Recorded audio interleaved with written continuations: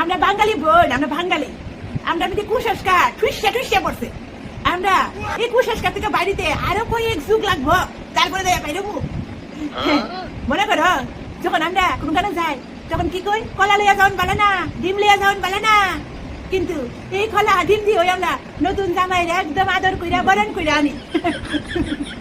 তারপরে কোনখানে যাওয়ানোর সময় যদি কেউ পিছন দিয়ে ডাক দিতে রে, পুলিশ সর্বনাশ, আজকে তো যাত্রা একদম শুভ হইতই না। তাহলে তাহলে কি তা যদি কোনো ইমার্জেন্সি থাকে তাও ডাক দেওয়া যেত না। আর যদি কেউ ঘর থেকে বাইরের সময় হাঁচি দেয়, তাইলে তো যাত্রা একদম অশুভ, কোনোখানে যাওয়া নিয়ে যেত না।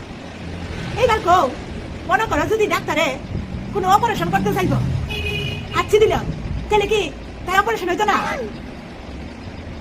বিশেষ ইমার্জেন্সি, মনে করো তোমার পরীক্ষা, তুমি পরীক্ষা দিতে চাইবা, কোনো কারণে হাঁচি আয়া বললো, তোমার সর্দি দিয়েছে, তাহলে কি পরীক্ষা দিতে চাইতা না?